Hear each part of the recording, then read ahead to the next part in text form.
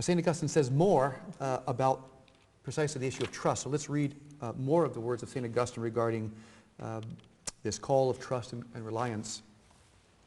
And I quote, "In a world where many have rejected God, it is necessary for many to learn about trust. Reliance on God is something that liberates a person. God can teach this lesson by withdrawing financial security.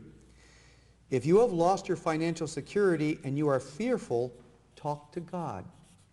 Tell him your fears. Tell him about your obligations, particularly those you find you cannot meet. God will help you. There is no shame in not having enough money. Jesus himself seldom had money. Did people look down on him? Yes, they did. Did people have to take care of him? Yes, they did. And they are being eternally rewarded for doing so. If you find that others have to help you, accept this with grace. Perhaps this is painful for you. Perhaps you find it humiliating. I understand. I am with you in this humiliation. Humiliation brings humility.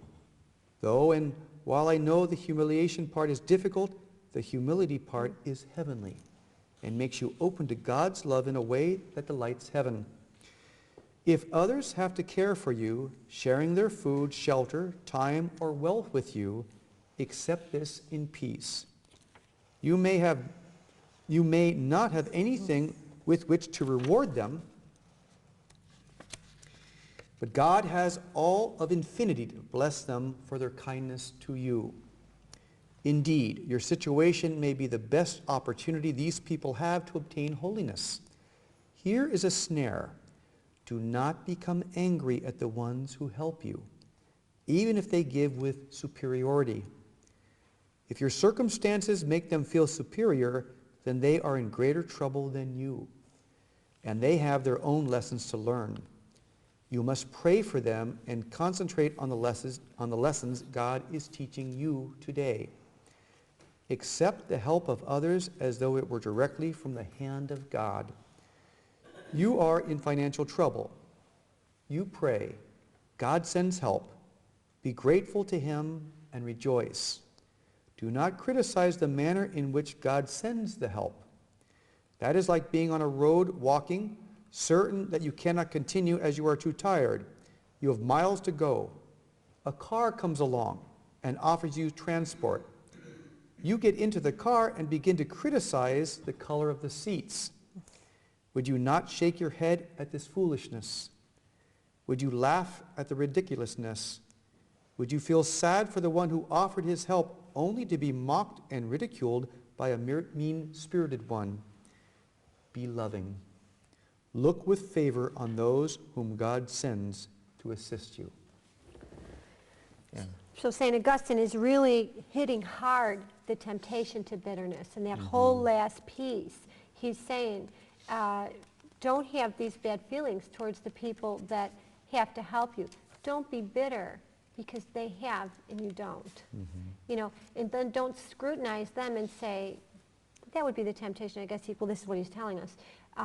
Scrutinize them and say, oh, they give, but they only give a little. They don't give enough. Or, oh, they give, but they think they're better than me. So that's their problem. And he says if they feel superior, they have a bigger problem than you.